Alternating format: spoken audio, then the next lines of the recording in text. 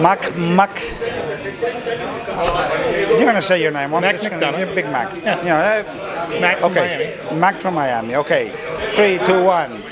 Good night. So I'm here at the Miami Rugby traditional Thursday gathering.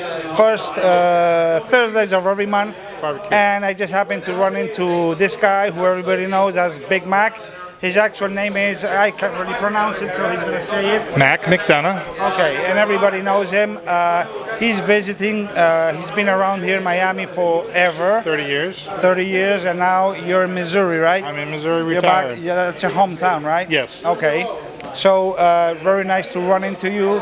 Yeah. I guess you really enjoy coming to your home club and, you know, with all these guys. It's a great venue that we bring the old guys back together to help support the team. So it's good stuff. It's a great thing, and I always like to talk to these guys who have been around forever because there's so much experience and you know, 30 years of Rugby history. playing, coaching, traveling. I mean, you've probably done it all, right? Yeah. Do you have just let us a little bit of your career, because you know not everybody knows you've been playing not only in Miami, of course. Just give us a little quick resume of your rugby career. Okay.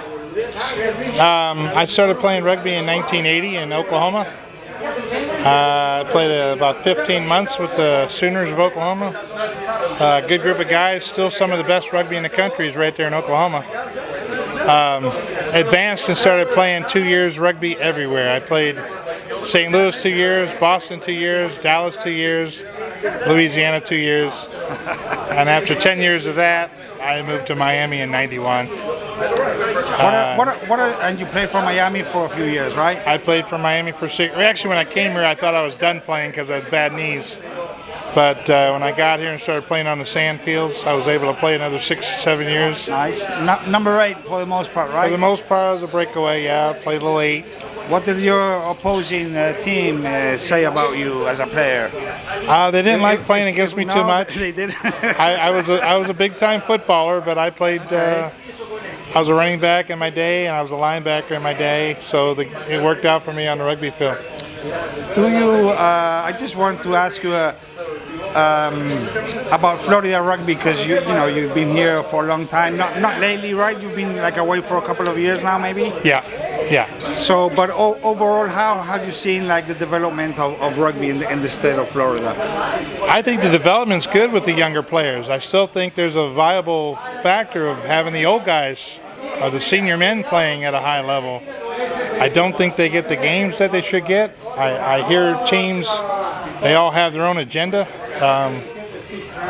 I think we should be playing more games throughout the year. I don't think. I'm with you on that one. I don't think the schedule of playing 6 games at different times is enough. I think really in a 4-month period you should have 20 games under your belt, and I know that's a lot of rugby, but I think it helps the development of players. I think it helps with the consistency of better play. So it's kind of pros and cons at that point, you know? Yeah, I totally agree that we should be playing more rugby. I'm not sure why we don't. It does seem to me that, to some degree, clubs have got accustomed to these like short seasons, and it's like, nobody's pushing for more rugby, because of course we have the perfect weather here to play all year round. We do have the constraints of, when April comes and May, we have the national stuff, which, is also another thing to debate. How much is it worth for a team to be, traveling to nationals, spending all that money? And honestly, we haven't got very far since, Tampa won that D3 title a few years ago. Well, right. No, like 10 years ago. Yeah. No, time flies, I know. And just a couple of teams have had some kind of decent run in that scenario of nationals. I definitely think we should be. Well, a lot of people disagree with me. I mean, I have my opinions, and everybody has their agendas. I really think it needs to be more of a point system. I think it needs to be relegation, delegation.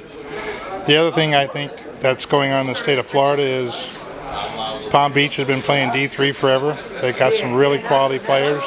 I know they can beat probably half the teams that are playing Division II. They actually have. I really feel that There's 6 solid teams, including Naples in the south part of Florida, that can play in a nice league of 10 games, basically.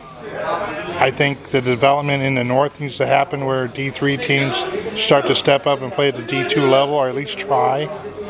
And they do a 6-team kind of thing in the north with the D3 teams and the D2 teams together, trying to work it out to where they're playing better rugby. There's more games up there for the north. Then you have the champions, so to speak, or the top 4 kind of playing a playoff at the end, and you're getting in a 14-game season. I think they need to look at some options. I know everybody has their own agenda, that they can't do it, it's too much.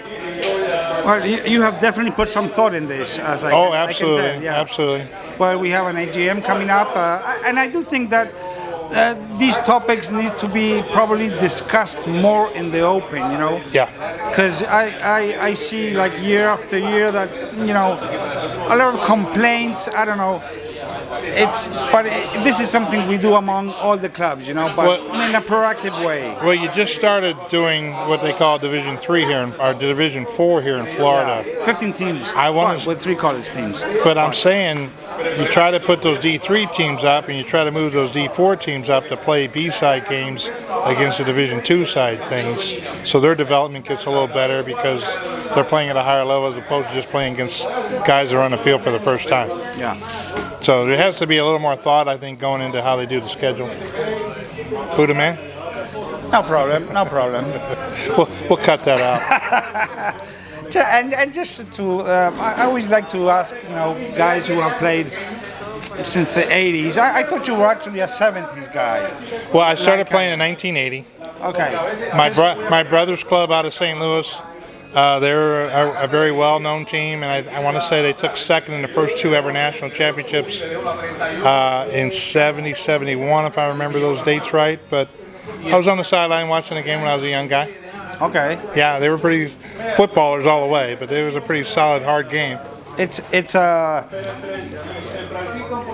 Do you miss that game of the 80s compared to the ones we have now? I mean, listen, I was a fullback in high school. I was a linebacker in college. I was a footballer out there playing, but I had a little speed. I had good hands. So I played the game a little different than most. Okay. Yeah. I would assist a lot. I didn't always have to finish, but I would draw 2 and give the ball to the open guy. Okay, so what do you see for the future of rugby in Florida? Well, that's a hard question. There are a lot of things that have been happening over the years, you know, in different levels, like, you know, sevens. We have that tournament in Orlando, the Tropical Sevens. Yeah. I mean, another kind of stuff, you know, the youth has developed a lot. Yeah. Actually, like last year, you were not here, but the U19 championship was, I think, by far the most exciting one, you know. Even rugby-wise, you would want to watch those games other than any others, you know, and it was a very exciting championship. We didn't have that, you know, 15 years ago. That area has been developed a lot and should be. You need to find more answers, because I think that the youth has done, and the coaches involved have done a good job developing kids in Florida. I see some good rugby out of the young kids or the high school guys, but what's happening to them when they finish college or high school, college, we just don't seem to be retaining those guys. We got to find some kind of way to keep them here. Bring them back. That is true. We don't see too many kids coming out of high school. You see some good ones and they get an opportunity north, and you don't blame them to go play better rugby week in and week out, different parts of the country, but we got to find an answer to kind of figure out how to keep them here. Okay. Hey, Mac, it's really nice seeing you. I hope to see you back.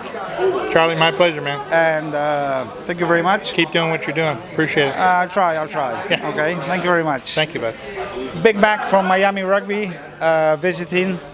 And while Charlie Velasquez from Rugby in Florida, I'll see you all soon. We're going to be starting the podcast shortly, so I'll see you around. Thank you very much. Good night. Good night. Yeah. Good.